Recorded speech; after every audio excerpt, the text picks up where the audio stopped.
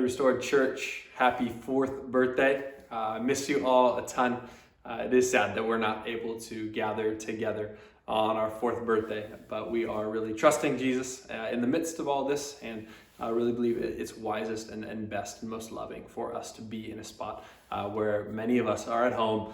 I wanted to give just a few updates on what's going on with the coronavirus, especially with our church and what this is going to look like maybe for the next few weeks or longer. But last Thursday, we found out through LAUSD that our lease has been suspended for at least a couple weeks, but maybe even a little bit longer. So we're not going to be able to meet at Callahan for quite a few Sundays. And so what we're going to be doing is trying to move toward a Sunday home gathering where we're going to have our gospel communities meeting on Sunday mornings, and I'll probably preach a bit of a sermon like this if it works out, and then have either someone in the gathering in the group be able to lead us in musical worship, or we'll have a Spotify or Apple Music just kind of going on, and we can worship together and pray for one another and meet together. And so this week, obviously, things are a little bit different, and depending on which gospel community you're in, you'll hear more as the days unfold. But be sure to be checking out just restoredla.com. We'll have updates consistently on what we're doing and how best to just be able to love people where they're at. And so thank you to all of you who have reached out and have just already said, hey, let me know if I can help and how I can help. We have put up a fund on the website just for COVID-19 aid that will go to anyone who's in need. So if you're in need, let us know. Reach out to me, brad@restoredla.com. And we can figure out whether it's medical bills or if you were laid off or just work, whatever, depending on what you have or a neighbor. Just let us know and we'll see what we can get and how best to help others during the season. And so it really is just beautiful to be a church that we say it all the time. The church is not a building, it's not a service, but it really is the people of God. And so moments like this are weird for us because we're not gathering for church on Sundays, but we are the church. And so this is a test of our theology. Do we actually believe that? And so we are grateful for technology. We're not trying to do like church online necessarily. Not that that's wrong, but we really do think that it is because we're the church, we can't be online. I can send you a sermon. We can listen to music online. We're grateful for technology, but we don't want to give up meeting together. It's such an important part of our discipleship, of our spiritual health, our mental health, our emotional health. And so if you're willing and able to, we really would encourage you to meet together, to pray with one another, to remind one another of the good news of Jesus. So that's where we're at. So be checking our website, checking the app for upcoming events and just kind of updates on what we have going on. So I'm going to pray, and then we'll dive on into just a little bit of a short teaching and hopefully lift our eyes and see Jesus a little bit more clearly today. So let me pray.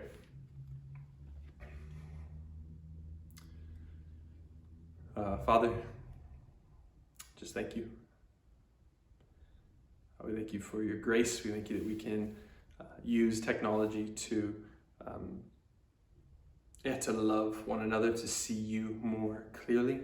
I thank you for our church. I pray for our city. I pray for our world and those who have already been affected by the coronavirus. I pray that you would heal, Jesus.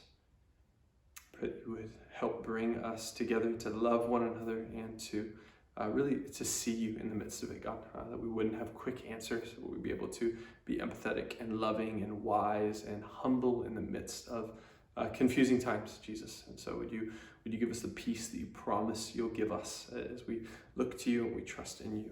We love you. That's in your beautiful name. Amen. So yesterday I was reading John. I've been reading John in my morning times with Jesus, just kind of going slowly through John. And I got to John chapter 13. And as I was thinking on it, reading it, meditating on it, I just realized this is such a good, beautiful message that I would love to share with us as a church just for a little bit. I think it is such an important message for us in the time that we're in. And so I'm just going to read John 13. About 17 verses, and then I'll kind of unpack a little bit here and there. John 13, verse 1. Before the Passover festival, Jesus knew that his hour had come to depart from this world to the Father. Having loved his own who were in the world, he loved them to the end. Now, when it was time for supper, the devil had already put it into the heart of Judas, Simon Iscariot's son, to betray him. Jesus knew that the Father had given everything into his hands, that he had come from God, and that he was going back to God. So he got up from supper, laid aside his outer clothing, took a towel, and tied it around himself. Next, he poured water into a basin and began to wash his disciples' feet and to dry them with the towel tied around him. He came to Simon Peter, who asked him, "Lord, are you going to wash my feet?" Jesus answered him, "What I'm doing you don't realize now, but afterward you will understand." "You will never wash my feet," Peter said. Jesus replied, "If I don't wash you, you have no part with me." Simon Peter said to him, "Lord, not only my feet, but also my hands and my head." "One who is bathed," Jesus told him, "doesn't need to wash anything except his feet, but he is completely clean. You are clean, but not all of you." For he knew who would betray him. This is why he said, "Not all of you are clean." When Jesus had washed their feet and put on his outer clothing, he reclined again and said to them, "Do you know what I've done for you? You call me teacher and Lord, and you are speaking rightly, since that is what I am. So if I, your Lord and teacher, have washed your feet, you also ought to wash one another's feet. For I have given you an example, that you also should do just as I have done for you. Truly I tell you, a servant is not greater than his master, and a messenger is not greater than the one who sent him. If you know these things, you are blessed if you do them." So, as I've been reading through John, we're kind of moving toward, in this chapter 13, 14, 15, 16, and 17, are really a moment, a special moment of Jesus with his disciples the night before he goes to the cross. And it is a time that's very distressing. It's a time where Jesus is thinking deeply. He knows this is the last night he's alive with his closest friends. I can't imagine what's going on in his mind throughout all of it. But he has this one last night where he's going to have the supper with them. He's going to teach them. He's going to pray with them. And 13, this what we just read, starts off with one of the most remarkable stories. It's a very famous story, but it's easy to kind of get lost in what's actually taking place, knowing that it's the night before Jesus is crucified. What it says is that he goes to wash their feet. What's fascinating about this is that even in an incredibly distressing time, Jesus uses his authority to serve and love others. Verse 3 and 4 are shocking when we realize that this is the last night. Many of us have bucket lists. What do you want to do before you die? I don't think anyone has on their bucket list that want to wash other people's filthy feet. And yet Jesus, here he is, the night before he's going to be crucified. This is what it says, verse 3. Back in chapter 13. Listen what's going on in Jesus' mind. Jesus knew that the Father had given everything into his hands, that he had come from God, and that he was going back to God. So, I just want to pause there. So, like how would you fill the rest of that sentence in? He knew that he had been given everything from God. He knew he was going back to God. So, I mean, you imagine, it'd be like he told Peter, "Hey, go get me some more bread. Like I'm in charge here. I have all authority. Go do something for me. I'm the one who's powerful." And yet it says, so he got up from supper, laid aside his outer clothing, took a towel and tied it around himself. So Jesus, knowing that this is the last night he'll be alive on earth, knowing that he is going back to the Father has given him all authority, everything he has, he gets down and he begins to wash the feet of his disciples. We are in a little bit of a distressing time, depending on your situation. Some who immune system is compromised, and some who are elderly and nervous about everything that's going on. Some of us are with jobs, you're being laid off, you're told you're not able to work, we don't have enough work for you. It is a very, very distressing time, and it's so easy in any time where there is stress, where there is confusion, where there's anxiety, for us to turn immediately inward. Me. And what Jesus does in a moment of distress is he looks outward. He uses his power, he uses his authority to serve and love other people. This is shocking. And what's best is Peter afterwards, what his response is as Jesus begins going down the line, washing the disciples' feet. It gets to Peter. Verse 6, he came to Simon Peter, who asked him, Lord, are you going to wash my feet? Jesus answered him, what I'm doing you don't realize now, but afterward you will understand. You will never wash my feet, Peter said. Jesus replied, if I don't wash you, you have no part with me. Simon Peter said to him, Lord, not only my feet, but also my hands and my head. One who's bathed, Jesus told him, doesn't need to wash anything except his feet, but he is completely clean. You are clean, but not all of you. Speaking of Judas, you are clean, Peter. You don't need your whole body washed. It's shocking but fun to see that Peter thinks he knows what he needs. He is aware that this is the last night before Jesus goes to the cross. This was his best friend. He spent the last he walked away from everything for the past 3 years to be with Jesus, to live for Jesus, to be on the mission with Jesus, and Jesus has been telling him, this is coming to an end. I can't imagine what's going on in Peter's mind. And Peter, when Jesus gets down and begins washing their feet, Peter goes, I know what I need. I know what's best. And when Jesus comes to him, he goes, no, you don't touch my feet. You're not going to wash my feet. There's probably some pride. There's probably some arrogance in there. He says, I saw you washing Thomas's feet. I saw you washing Matthew's feet. You're not going to wash my feet, Jesus. I know you better. And Jesus said, no, I need to wash your feet. It's a symbol of the cleansing, of a daily cleansing that you need. And Peter goes, okay, fine, then wash all of me. Okay, if I don't need that, then this is what I need. And Jesus goes, no, rein it back in. You don't need all of that. You're already clean. I know what you need, Peter. This is what you need. What you need is this simple washing. It's this simple act of service. It's me loving you right here. And in times of distress, it's so easy for us to actually think, this is what I need. And we move so quickly from one extreme to another. And Jesus wants to just grab Peter's face and go, look, I know what you need. I love you. I'm for you. And this is what you need. Friends, in a time of distress with coronavirus, there's easy for us to go from one extreme to the next. I think it's easy for some of us to sit in deep, deep fear over what could happen.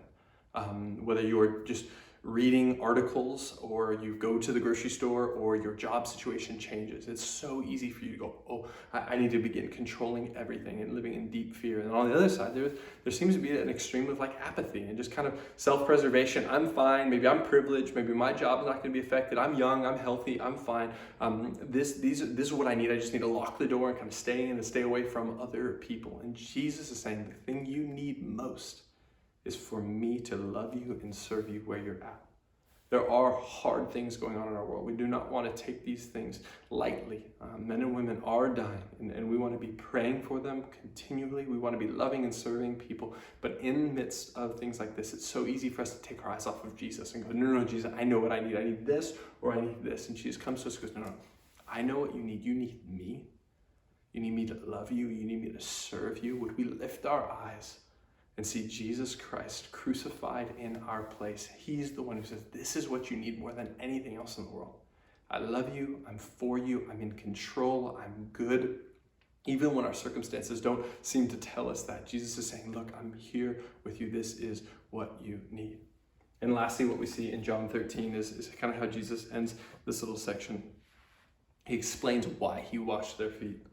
In verse 14, he says to them, so if I, your Lord and teacher, have washed your feet, you also ought to wash one another's feet. For I've given you an example that you also should do just as I have done for you. One of the things that we consistently see throughout the Gospels is that something that Jesus does for us, he wants us to respond in gratitude and do the same thing for others. Jesus loved us. He's served us. He died in our place. He rose from the dead. He's washed our feet. He's cleansed us. And he says, now go do likewise. I've served you. I've loved you. I've used my authority, my power, my privilege to serve others. Now I want you to go and do the same. in moments like this, with the coronavirus, with life changing, with your job situation changing, with news articles constantly telling you what's going on, Jesus wants us to go and do what he has done for us. This is going to look different for us in different situations. For some of us, if you are young and you are healthy and you've got money and your job isn't affected, can I plead with you that this is a season for your good deeds to shine brightly so that our Father in heaven would be glorified. People are afraid, people are hiding, people are in need. And if you are in a place of power or authority or privilege, Jesus comes to you and says, hey, go and do what I have done. Jesus himself, full of power, privilege, and authority, laid his life down for his enemies. He laid his life down for those who were not in such a place of authority, not in such a place of health or financial success or whatever it would be. He loves us and meets us where we're at. And so can I just plead with you? Would you focus your eyes not just inwardly, but onto Jesus, and then to follow him into ways to love other people? Would you reach out to neighbors? If you have elderly neighbors who or friends who are compromised, their immune system is more vulnerable than yours, would you take this opportunity to love and serve them? Would you text them and say, hey, how can I help you? I may be, you may be stocked up, you've got paper towels and toilet paper for days. What if you took that and began loving others with it? What if you dropped off meals to an elderly neighbor who can't go to the store themselves? Or whatever it looks like for you, would you spend some time praying, going, Jesus, how do you want me to use my health, my power, my privilege, my authority, whatever you've given to me? How can I use that to benefit others, to serve them and love them and meet them where they're at? Some of you are self-quarantined. Some of you are a little bit more just vulnerable in your medical state. And so I hope you hear something very important from Jesus in John 13, that you are clean, that he loves you, he has forgiven you, he is for you, that you don't have to go out there and go do a ton of stuff for him to love you. He has loved you while you are where you're at. He's proved it by dying for you when you were his enemy. You can sit and rest. You can sit and rest no matter where you're at today. But what I challenge you to not just sit and rest, but be praying. If you are in a state where you can't be out publicly, you can't be serving other people or doing anything out in public, would you spend that time just in deep prayer for those who are out serving? Would you pray for those who are being affected deeply by the coronavirus? Would you pray that Jesus would save men and women from this, that he would heal men and women from this? And would you can't, by God's grace, we have things like technology. You can FaceTime, you can text, you can encourage, you can send things and go, hey, I'm not gonna just sit here huddled up, reading articles, being scared to death. I'm going to spend this time praising Jesus, looking to Jesus, and serving my friends, even if it's just through a simple text message or what. But I would challenge us as a church, Restored, would we be a church that is filled with love and humility in this time? We need to walk in the way of Jesus. There is a lot of information out there. None of us needs to pretend that we have it all figured out. Would we be humbled by the reality that Jesus is the only one who knows what's actually going on in our world? You don't. I don't. We're doing our best to figure this stuff out, but would that cause a humility? Some of the men and women I've spoken to, and I've seen it in my own heart, just overly confident about claims because they read a Facebook post or they saw a meme or something crazy. It's like, hey, let us just go, hey, I think this is what I see. This is what I've read from a reputable source, but I'm not 100% sure. We walk in a humility and go, I'm not sure, but here's what I think is best. But more importantly, we walk in love. Will we be able to focus not just on ourselves, but on other people and reach out and say, hey, how can I help you? Texting the neighbor, praying for a friend, praying for a coworker, and reaching out. If there are specific needs that we can help with, would you please reach out to me? We'd love as a church community just to be able to help in whatever way we can. So I'm going to pray for us, and then you'll do whatever you are going to do. So Jesus, thank you. Thank you for washing us. Thank you for loving us. Thank you for serving us, for knowing our deepest need and meeting us there, Jesus. Praise you. We ask for help. We ask for just your love over us, that we would be able to enjoy you deeply and obey you deeply in the midst of a very confusing season. Lord, would you help our world? Would we lift our eyes and see you more clearly? In your beautiful name we pray. Amen. Love you, church. We'll see you hopefully very soon.